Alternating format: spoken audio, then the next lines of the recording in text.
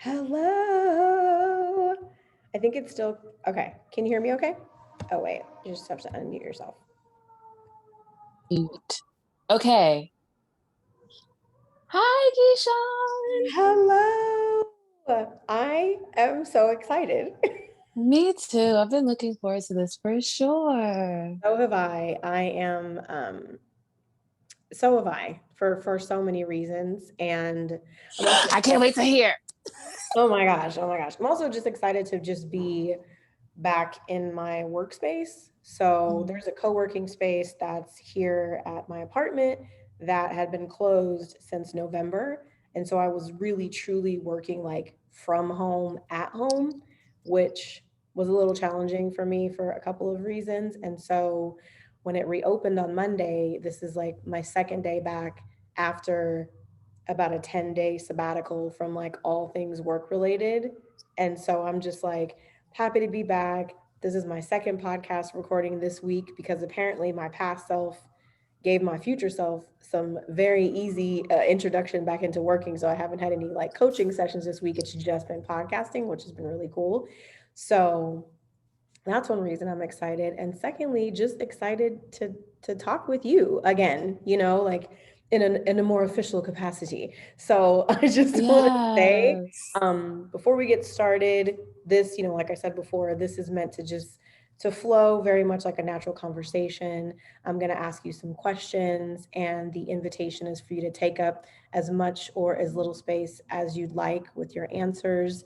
We're going to touch on a couple of things, and we're also just going to honor the natural flow of our interaction. So if you are ready for that, then we will go ahead and get started. The flow is me. I am so ready. Can we Yes. just acknowledge your hair first? Okay. Can So we just acknowledge that we will she's take a doing a moment. thing? We will take a moment just to acknowledge the crown. I had a really very, I would say it was a very eventful and interesting hair appointment on Tuesday. And I haven't had like an official hair appointment in probably 7 years. I usually do my own hair, color, cuts, I do everything myself. And as part of my self-care sabbatical, I decided to go get my lashes done, to go get my Yes. hair done, so that when I came back from the time away that I would feel refreshed. And I do. I am so happy for you. You are glowing. And I just feel like it's so beautiful whenever someone takes the time to just take care of themselves. We're Yes. taught to just stay busy.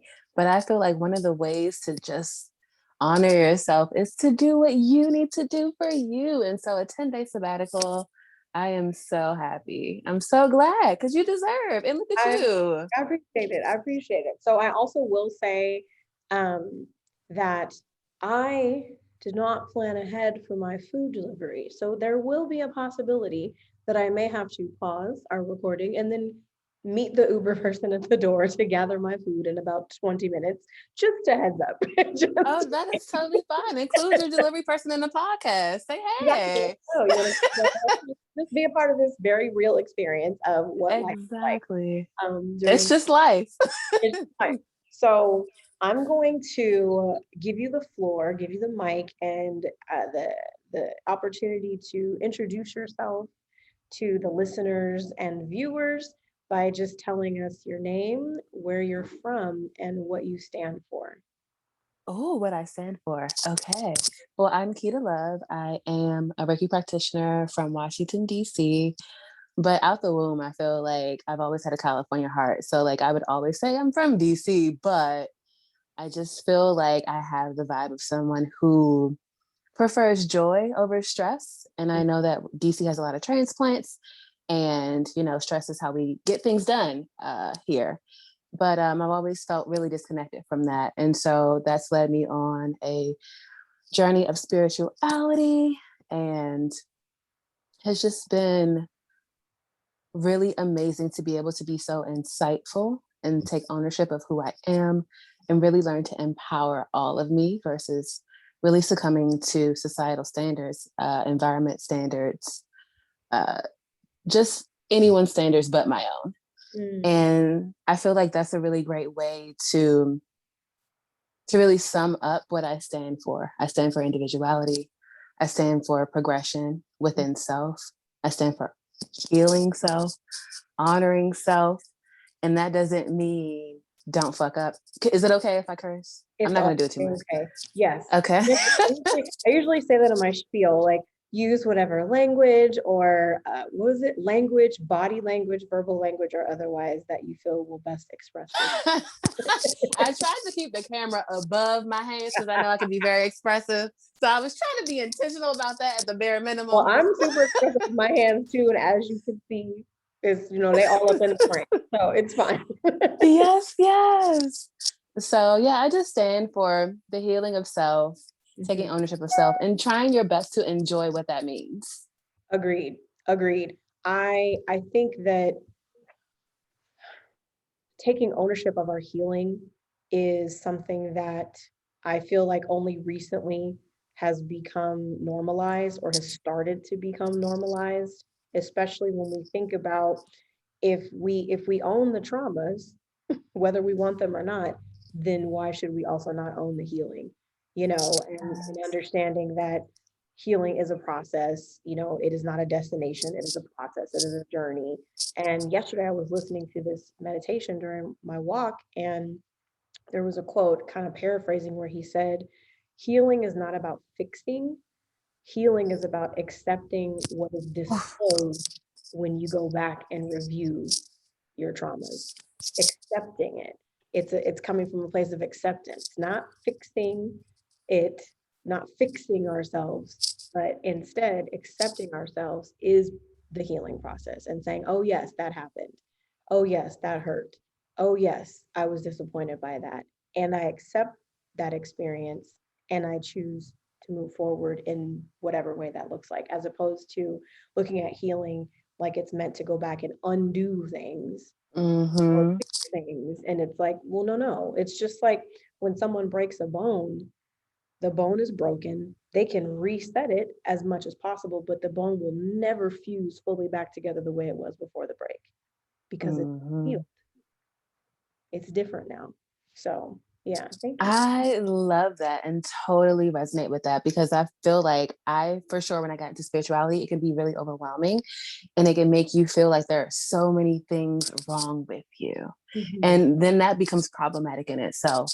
And so I will definitely say over the course of just being involved in spirituality, I've learned that it's really just about integrating all of me, all of my patterns, all of my habits, all of my experiences. And it's not for judgment. Like you said, it's for acceptance. I love that that has become something that's more prominent because that's another thing that like I kind of notice is that people use spirituality as a way to judge. If Mm, you're judging, I feel like you have it all wrong. Like I don't want to say all wrong, but it's your perspective. right. I just feel like it's important for us as humans to never point the finger. Like we are all learning and all evolving and all growing. And so it's really important to like just hold that vibration for someone of Mhm. just creating space. Like, do you know how much love and acceptance and healing can come from just creating space and someone not knowing they're being judged? Right. It's really that simple because that's why we do things in the dark or hide things because we feel like we're being criticized when it's really about us being okay with whoever we are. Right. Right. And recognizing that our judgments are often, they start off internalized, the way that we judge ourselves, the way that we hold ourselves at court, the way that we're hard on ourselves. When we're observing other people's experiences, we're just forecasting and projecting that same type of judgment onto other people, to the point where people no longer feel safe Mm, allowing others to be a part of their healing experience. They no longer feel safe as a person who's going through it or growing through it or evolving. And that's why mhm, a lot of times when someone is really in the, I guess, in the thick of it, or maybe at the beginning stages of their healing journey, they go into reclusion, they go into isolation so that they can avoid the judgment, because the sensitivities of a fresh wound, can't sustain a lot of the infiltration of judgment. So it feels better, it feels safer to say, I'm going to go over here Mhm. away from all that so I can heal. Also recognizing that because healing is a process and it's a journey, once we put ourselves back out there, you know what I mean? That we have to be at least prepared and aware that judgments may happen and we still have to choose to remain unattached from it. You know, Okay, sis, because it's still there. You can go it's to still, seclusion all you want to, but you're gonna you have to come out. integrate at some point. Okay, Exactly. you're gonna be triggered. You can't stay in the cave forever. Yeah. Okay, Oh, double what are we check gonna do? your, I want to make sure that your mic isn't brushing on your beautiful earrings. So Oh, just double check, make sure they don't get twisted in there. But yeah. let me take I mean, these they're so off. gorgeous. I hate for you to remove them, but I don't want it Oh to no, mask your lovely voice. So yes. So thank I you. have a No, no. question for Mhm. you. What does spirituality mean to you? Hmm, that's a really good question. I feel like spirituality is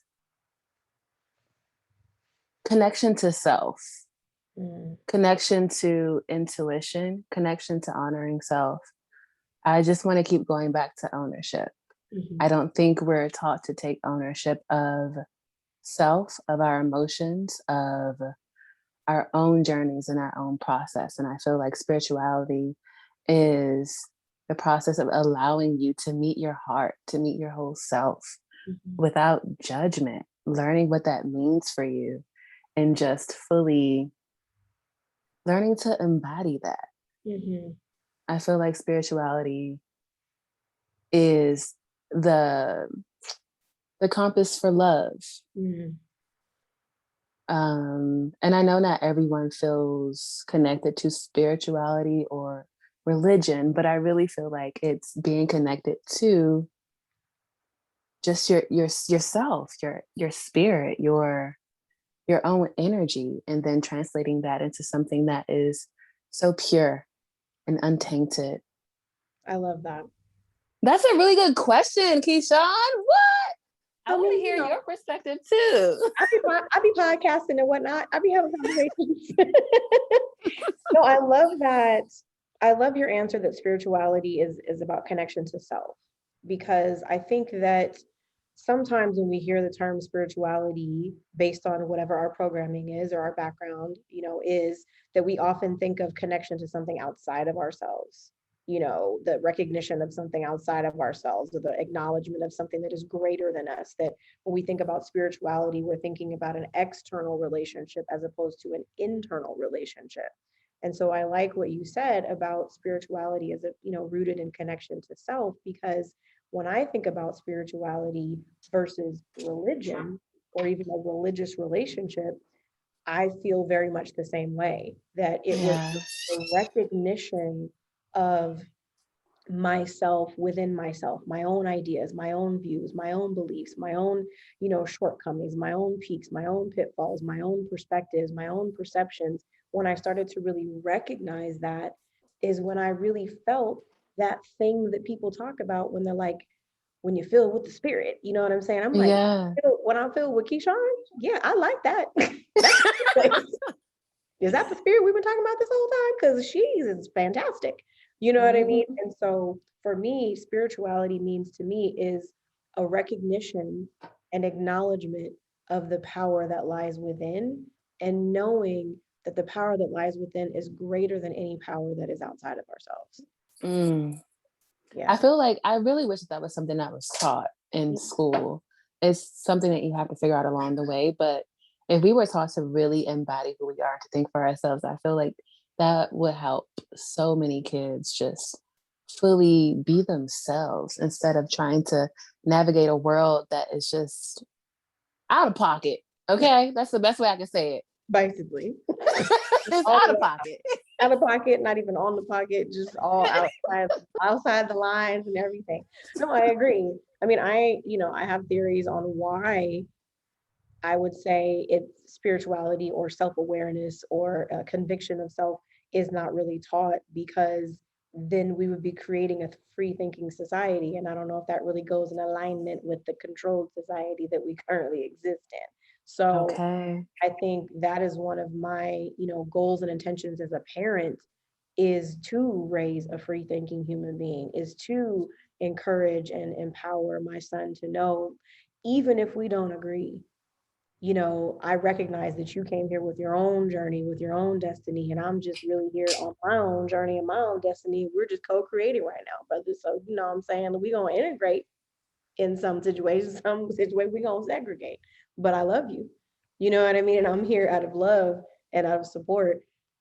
But I think it would be fantastic, I should say, and I think it would be fantastic if more young people were given this wisdom earlier so that they don't have to wait until they're fully grown to actualize it. They're going to keep learning it, it's going to keep changing, but at least Mhm. introduce it early, I think would be fantastic. Yeah. You are already ahead of the curve if you've created that space for your child. I feel like any parent that can acknowledge that their child is an individual is already doing something profound to me personally, because I didn't grow up feeling like I had a voice or like my experience mattered. It was about keeping your head down and getting whatever you needed to get done.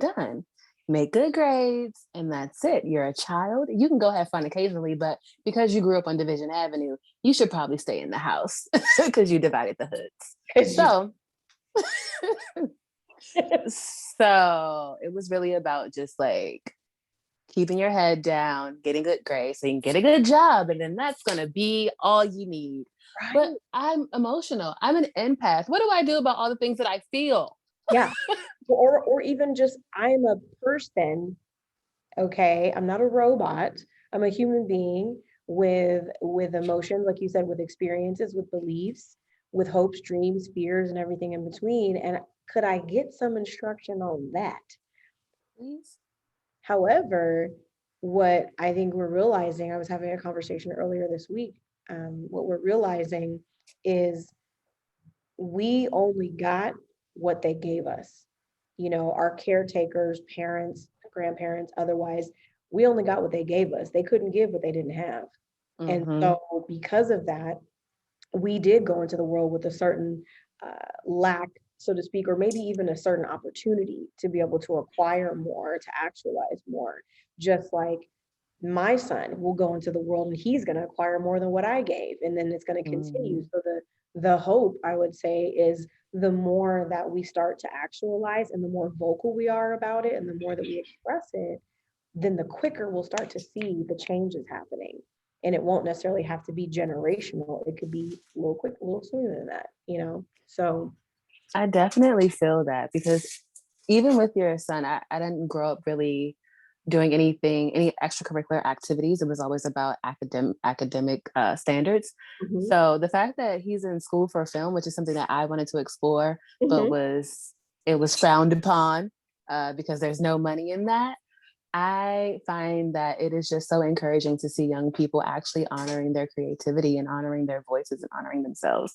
And that skit that they did about like the toilet paper or the lack thereof, hilarious. So we need that. We need those voices. And so I definitely feel like I see a progression happening inside of society. And it makes me really excited to be a part of that journey because I see and I feel us healing as a people.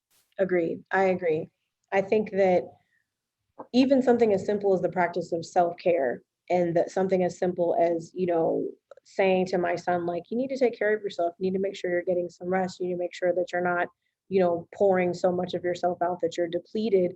Those weren't things that I remembered hearing or learning about as a kid. And so understanding also that children model a lot and they mimic a lot of what's being modeled for them. So when they see, oh, mom, dad, or caretakers are working themselves to the bone or they're not taking care of themselves, then they kind of grow up doing the same thing, thinking, well, I guess this is just how you be. This is just how you Mm-hmm. be, right? You don't sleep, you don't eat, you don't do this or that.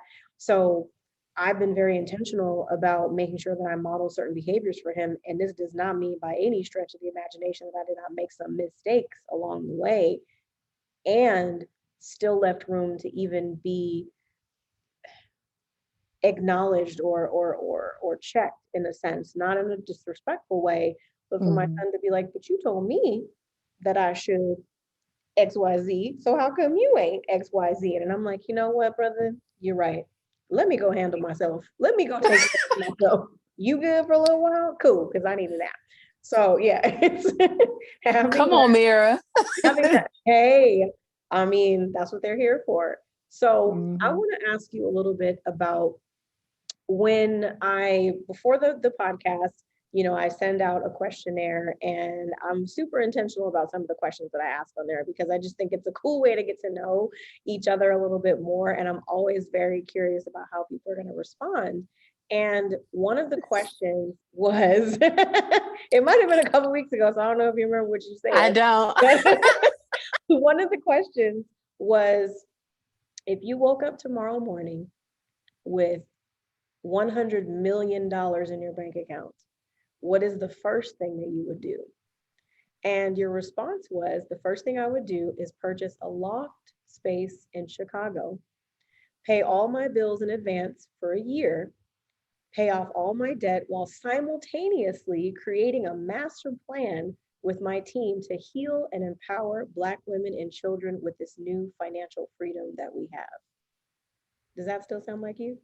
Yes. Oh, I wish it was true and happening right now. So tell me a little bit more about why that's the first thing you would do. Why that answer? That answer resonates with me because my goal is to move to Chicago by the end of the year. Mm, Every time I go it there is something about the energy that just makes my heart sing and makes it smile nonstop. There is something about the queer community, the acceptance, the hustle and bustle, but the peace and the fact that there is some work that needs to be done, there's some healing that needs to be done. The fact that it's surrounded by water, mm, the fact that the buildings have so much character. Like a lot of the places don't even have central AC. Like there's so much history there that just feels really good. And anytime I go, I end up in conversation with someone and it just flows and there's this openness there that I don't get enough in this area. In DC, I just feel really restricted. And so Chicago just has this way of opening up my heart and just allowing me to fully show up as me mhm. and debt free. So like that's self-explanatory. Shit is I mean, stressful. don't nobody need that. Don't nobody need that. Okay.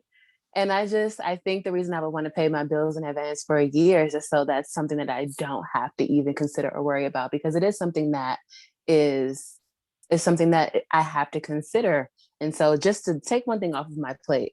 And Mhm, then the nonprofit, I am so drawn to healing Black and Brown kids and mothers because I feel like as we heal as adults, whatever children we bring into the world, we'll be able to allow them the space to show up fully, but I don't feel like there are enough resources that mothers are aware of, or mhm, they may not even be comfortable with those resources.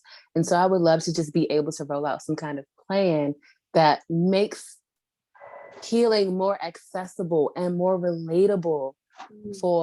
for mothers. Um, and I was thinking about dads, well, fathers too, but I feel like that's someone else's work.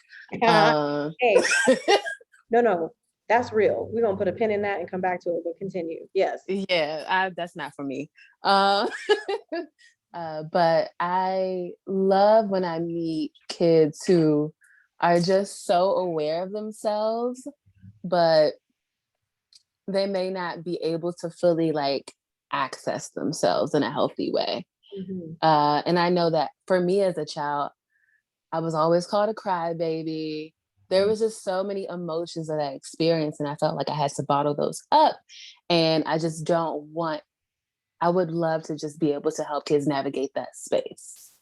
I want them to be able to have the tools to turn into adults who know mhm. how to handle life as a whole.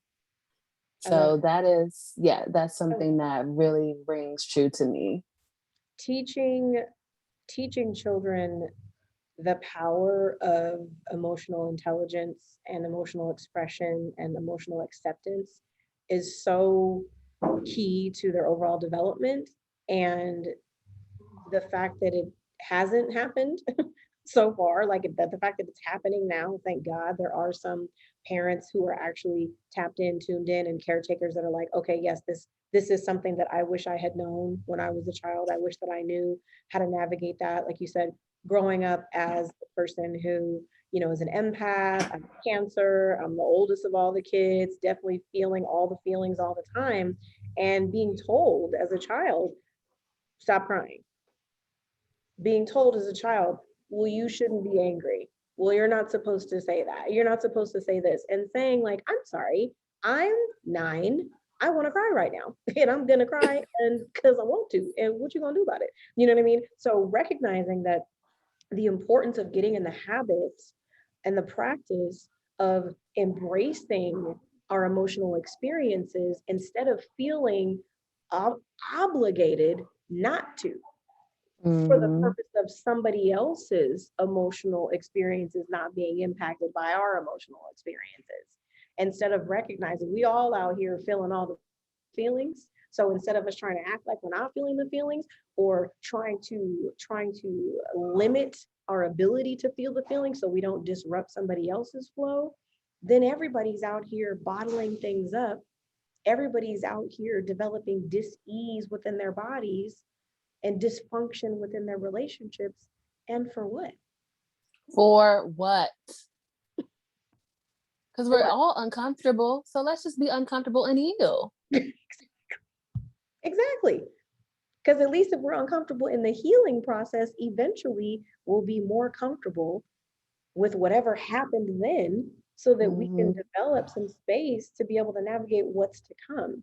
Instead of us all carrying these heavy ass loads, we over here Mm-hmm. dragging around, you know, bags and bags and bags and bags and bags, and they ain't filled with money. Okay. Can we put them down, please? Because we just need to put Okay. this down. So no, the reason why I like asking that question is because generational wealth is something that I'm really passionate about, and it's something that I'm really determined to introduce into the minds and lives of people like myself. You know what I mean? People like you, Mm-hmm.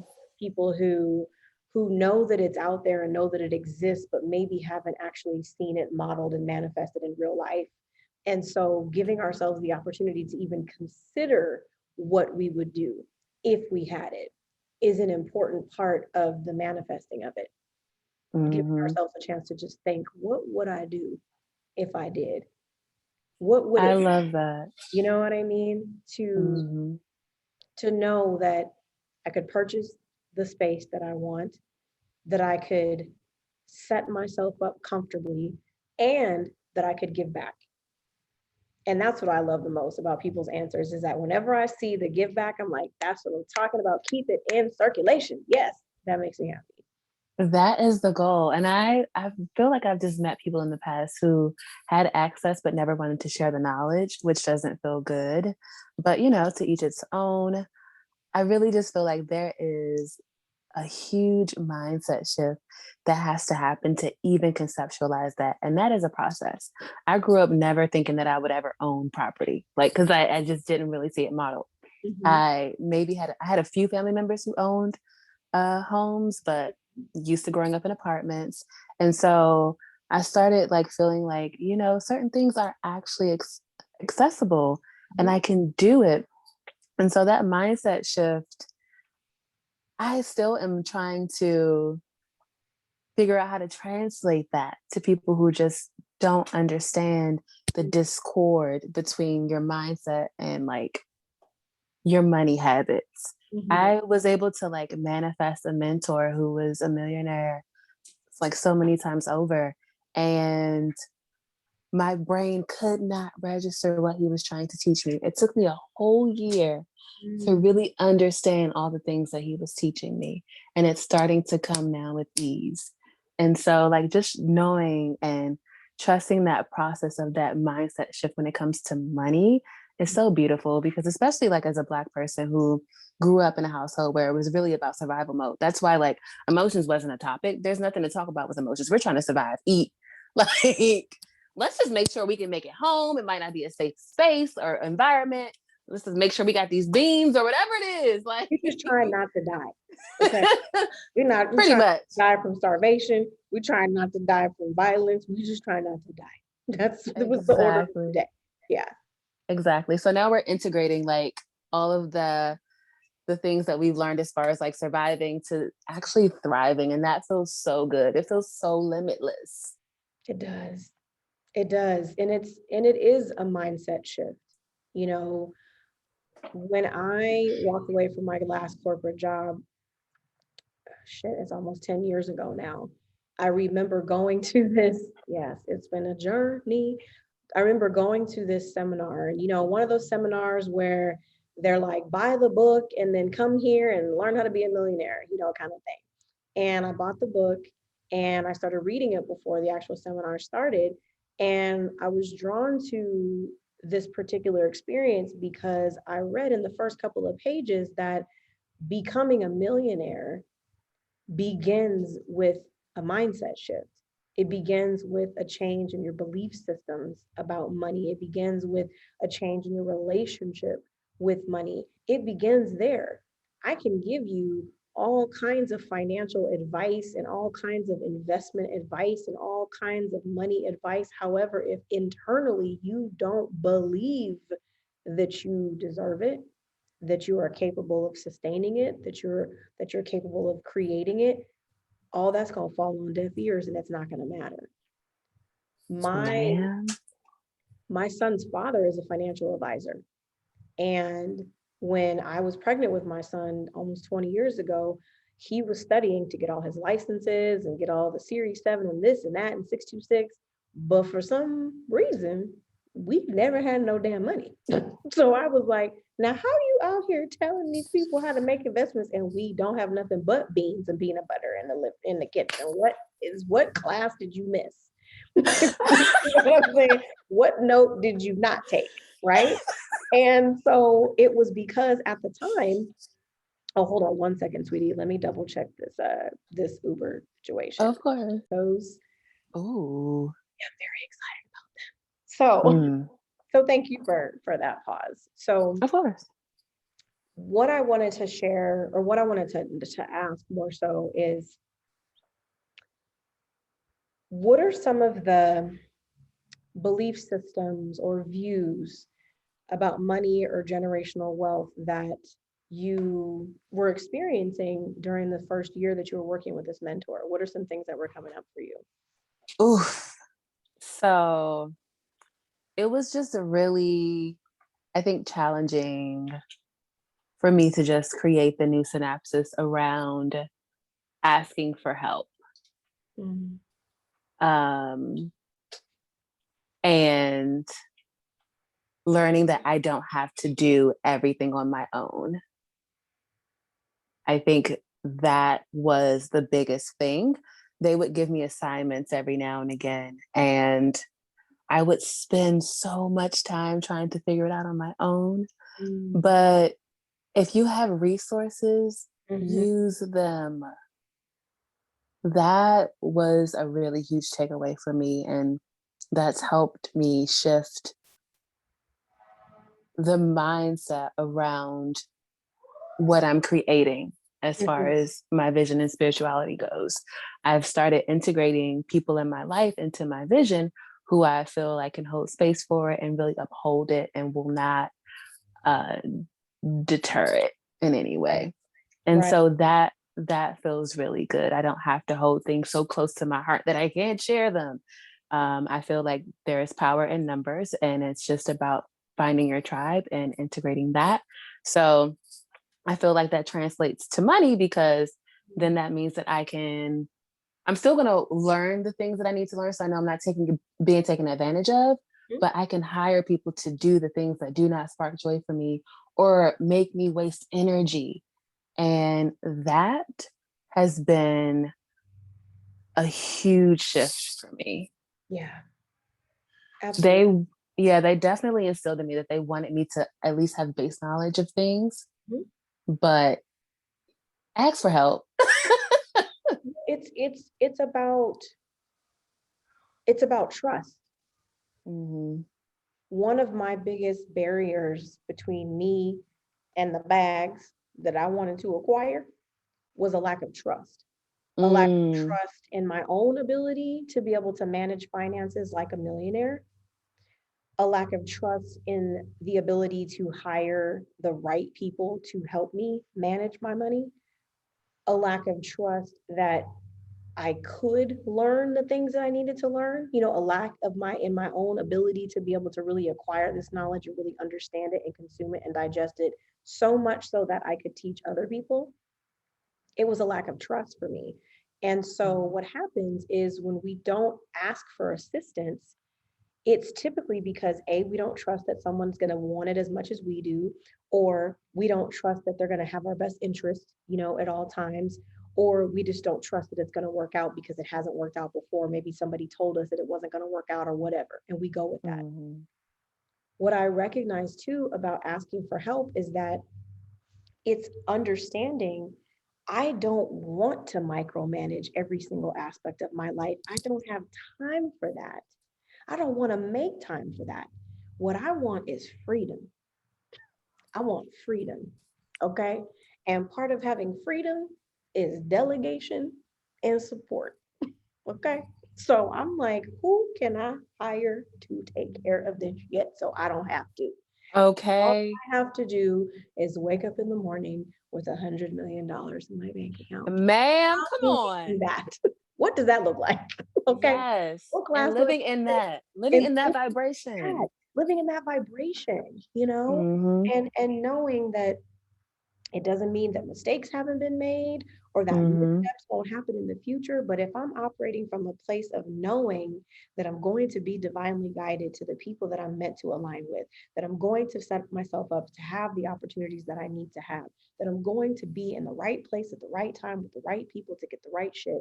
If I operate in that, can't nothing touch me but me. Yes. Yes. Yes. And that's another thing too.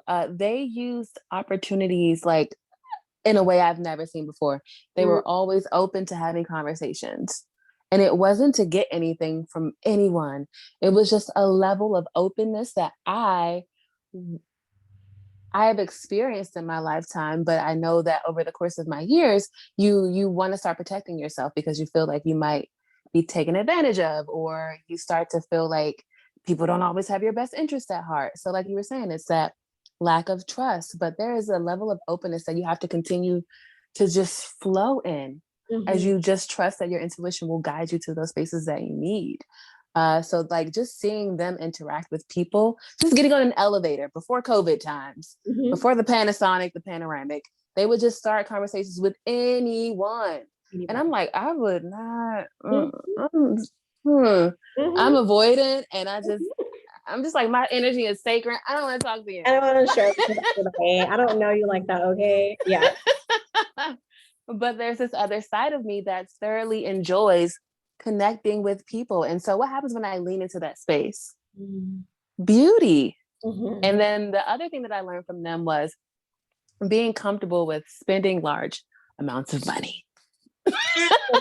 And keeping in mind that large is subjective to a person who's making $10,000 a month, spending $2,000 on something might not be a large amount of money.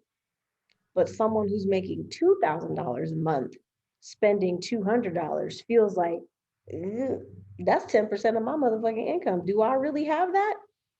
Do No, I really sis. have that?" However, for someone who's making $100,000 a month, spending 200, 2,000, or even 10,000 ain't shit. So recognizing that getting in the habit of not just spending large amounts of money, but investing, exchanging, circulating. The language was also a big lesson for me. Mm-hmm. Changing my language when I talk about money also helped to shift the mindset into an abundance and wealth generating mindset. Understanding that even ordering food, there was a time not too long ago, but there was a time when the idea of ordering anything And having somebody come bring it to me, I'm like, well, that's a fee and a tax, and I could just go pick it up. Okay. Well, that's this. I could just go to the store and make it myself. I don't want to do that. I'm busy. I have other shit to do, and I'm hungry. So being in a mindset that says, you know what, for every dollar that I circulate, I am claiming that 7 times that will be circulated right back to me.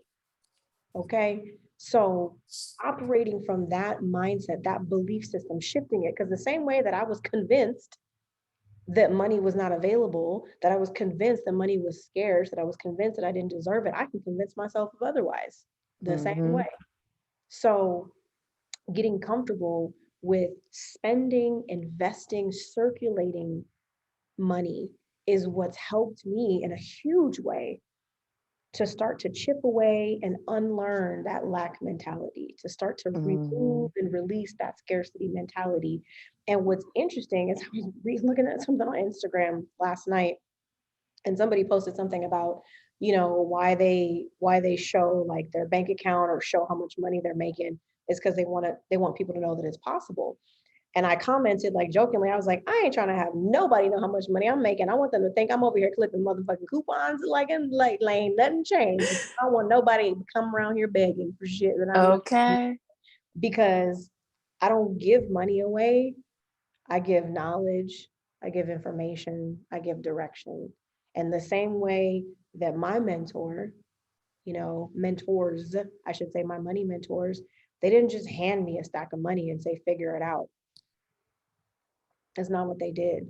They That sat, doesn't do anything. what does it Yeah. do? It's the whole teach a man to fish or give him fish. It's that whole concept of there's more value and knowledge and information than there is in just providing you with the thing that it is you're seeking, because then you'll never learn and then you definitely can't teach. Mm-hmm. I actually kind of started learning that too with my aunt because she owned her own business. And she was like, I've been in situations where I've had so much money, but it all translated in the same way. It all disappeared because I did not know how to manage it. And so it just goes back to that mindset shift. You keep giving someone money, but they're not going to appreciate the value of it if they don't know what it took to get there. So I that's another thing that I've been working on. Like me investing in myself by paying down debt is one way that I am appreciating the value of money, and that feels really good. Absolutely. And time again, I manifested so well. Every time. So I remember going to Agape years ago and hearing Reverend Michael Beckwith speak. And he said, money is energy. Currency is just a container for energy. And energy can neither be created nor destroyed. It's the laws of physics, right? So our efforts to stop energy from flowing by not spending or hoarding money or even spending it reluctantly is really just preventing that flow from coming back to us. And he said, when you sit down every month to pay your bills, instead of looking at it like, fuck, I gotta pay these damn bills, it's more like, thank you for the lights that I had for the last month. Thank you for the hot water that I had for the last month. Thank you for the dwelling that I've got to occupy, because we pay our bills retroactively, regardless of what we think we do. We're paying for shit that we already use. We're not paying for shit we haven't used yet. That's why Mm-hmm. sometimes they don't let you pay your utilities in advance because you haven't used them yet. You know what I'm saying? So they're like, well, we don't really know how much you're gonna be using, so we're only gonna take this much money from you in advance. Okay. But it was in that experience that I it was that was the first time that I ever thought about it like that. That was the first time I ever even considered, okay, so if I choose to view this differently, like Wayne Dyer says, when you change the way you look at things, the things you look at change. Mm. All a matter of perspective. Mm. It's all a Mm. matter of perspective. How do you want to see it is how you will start to see it.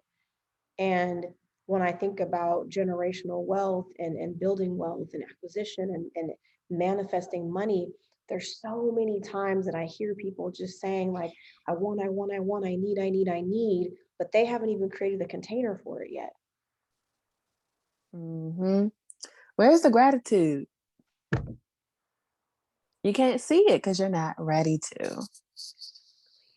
And Exactly. then that shifts everything. Everything. You have to appreciate what you have first. Everything. And then, and it's just, I love when someone really can't see their reality for what it actually is, or like the various perspectives Mhm. that are happening inside of it. I feel like I'm really good at being objective and just like being optimistic about things. I'm like, I know this is your experience and you feel this and that makes sense. I would never want to take that away from anyone. But you manifested this. Imagine what else you can manifest if you just shift a little bit, just a smidge, A little bit. just Just a a little little nudge. bit. And when I was in DC, I remember going to this event and hearing this artist perform. This was like someplace in, what was it? I guess it was like Adams Morgan. No, no, no. I take that back. There was this bar called A League of Her Own. It's like this queer bar called Yes, I used to like, go there. I was just talking about that place the other day, oddly enough. okay. So there's a place that was like right next door to it. It was like a little teeny tiny event space. I can't remember the name of it, but there was a little, artist event vibe again before COVID, when people could like go outside and collect in small spaces. And the artist's name is Precious. I think she's part of Boomcat. Oh, patience. Patience. Thank you. Patience. Mm-hmm. Jen, I love Jen. Okay. Yeah. Okay. So Patience, thank you for the correction, was performing a piece that she had done. And it was, about the experience of her mother and the loss of her mother. And one of the pieces that she performed was called Who Will I Become When the Healing Is Done?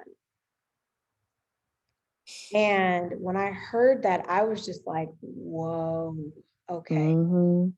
There's so much attachment to who we already are and who we've been. And there's so much resistance and a little bit of fear of who we'll become when the healing is done. Who will we be when we're on the other side of this? And because we Mm-hmm. don't know exactly who that person is, we have resistance towards it. Like, what am I holding on to? Who am I going to be if I don't have this version of myself? And I feel like, I don't know, as an earth sign, that's always been a struggle. I'm like, I have this idea about who I'm supposed to be.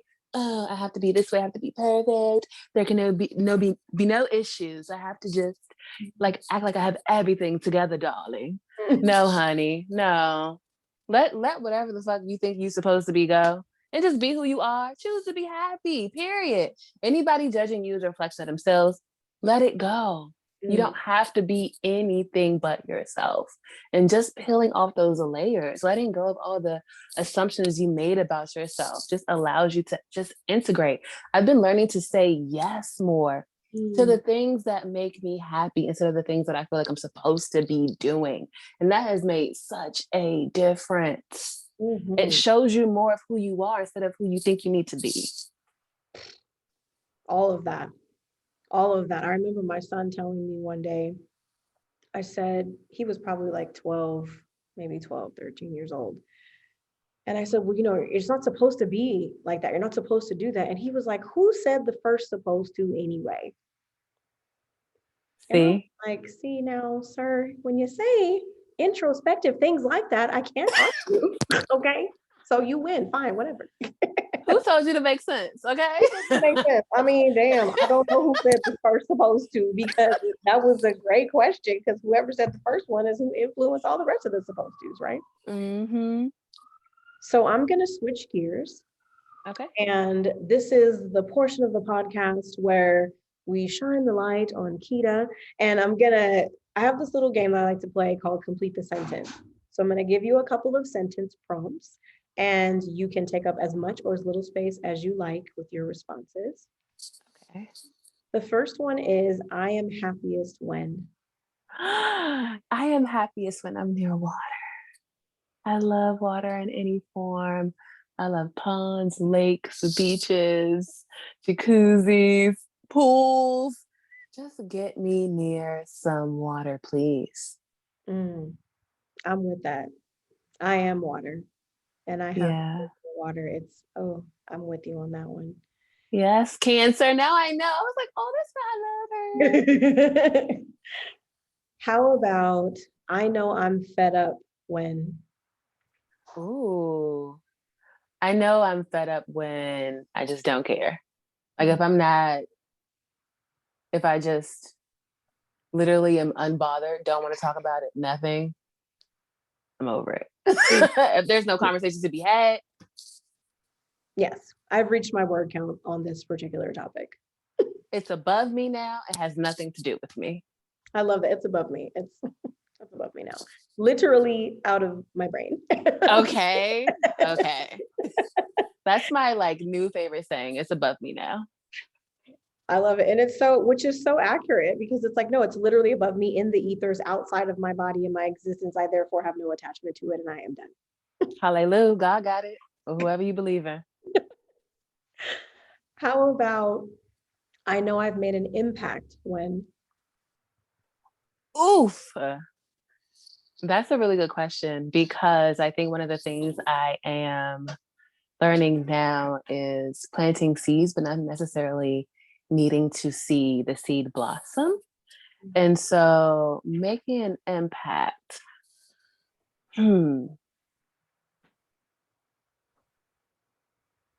I think for me, I know I've made an impact when the first thing that came to mind was when I show up. mm, mm-hmm. Uh, because who I am is enough. Yes. And my presence is an impact all by itself. Mm, yes. Yes. Yes. How about I want to be known for my I want to be known for my dance moves. I just want to twerk a little bit. I just want to move. I just want to flow. I want to be known for allowing people to meet themselves and to honor that fully, wholeheartedly, without judgment, and know that like who they are is enough. And that process of healing or like letting go doesn't have to be so daunting. There is support. I just want to be known for being that person who lives unapologetically and by way of me living my life helps other people. I love that. So we're going to get in a little time machine and we're Okay. going to travel back to your 16-year-old self. Oh Lord. And we're going to ask ourselves, what is one thing that you would say to your 16-year-old self? Ooh. 16-year-old me was coming out, honey. So that was a process in itself. Mm. I would tell myself that who I am is more than enough and to honor what I am experiencing, no matter what the cost is. Mm. Because people are going to have their assumptions and make their demands and try to control your narrative in your life because of their own limitations and their own thought processes. And it has nothing to do with you. Do Mm. not allow anyone to deter you from who the fuck you are, period. So I would definitely say that because my coming out experience was so interesting. I really thought I was going to grow up without a mother. And that situation really taught me that I don't really have to give a fuck about anybody. If my own mother is feeling some way about my sexuality and I'm going to grow up without that person, my father's already not here. Mhm. Oh, I don't have to give a fuck about anybody but myself. That's what's most important. So I would definitely just integrate more of myself into everything I touch, see, do, feel at 16. Mm. I love that. Yeah. Okay. So now we're going to get back into our time machine. Okay. Forward to the last days of your life. And I want you to tell me what you want your legacy to be. Oh, my legacy. The first, I just had an image of me being surrounded by a bunch of like kids and their mothers Mm. and just people who I've just met along the way who have been positively influenced by me. Mhm. Um, and we're just in this like really huge, busy photo, and everyone just looks so happy. I just, and I just feel like I'm surrounded by love, and I am love. That's what I see. Just a collage of the people that have impacted me and that I've impacted in the most beautiful and positive way. Mm. Yeah, on my Oprah shit. Yes, yeah, I love it. Okay, so that's the way I like to end my podcast is with a little bit of an oracle read. And I'm working with this really cute and lighthearted deck that I've been using since I started this podcast in 2018 called the Oracle of E. And it's exactly a 52 card deck. So I just like you to pick a number between 1 and 52. 7. Seven.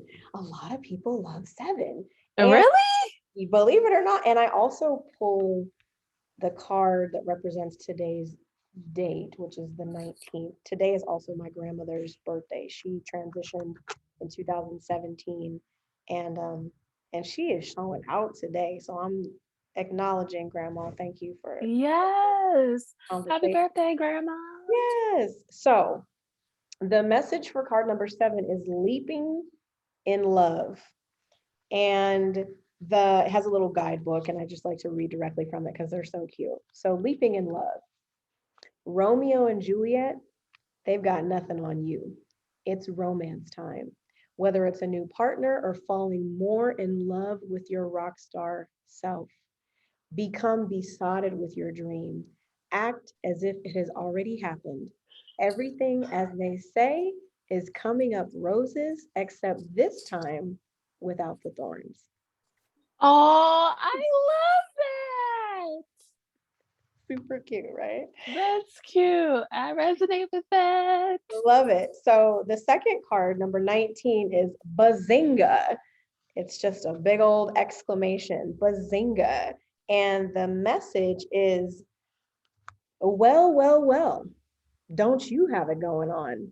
Now's the time to reveal in the sweet taste of the fantabulous you. You've hit your mark. Go on, take your victory lap, pop a cork. Let's get this party started because celebrations are lining up at your door. Oh, I love that.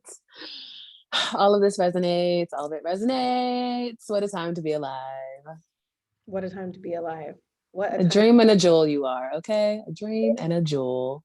Yes, I love it. Well, I just want to say thank you again, Kita, so much for taking the time to sit and chat with me today. What I love about these conversations is that I never know what direction they're going to take, and there's always something in it for me. There's always something that I walk away with, and I'm just so grateful for your yes and for your presence and the work that you're doing. I just want to affirm you for showing up and being exactly who you're meant to be and doing exactly what you're meant to do. And I want you to know that you are seen, that you are heard, and that you are acknowledged and celebrated. Thank you. Thank you, Keyshawn. I adore you. Thank you for thinking of me. Like I said, just a dream and a jewel. The way you show up is just authentic, and I feel like we need more of that in the world. And just adore you. Just adore you, Oh, period. thank you. I received that. I received that. All right, Boo. Enjoy the rest of your day, and we'll be in touch soon. All right, be well. Peace. Okay.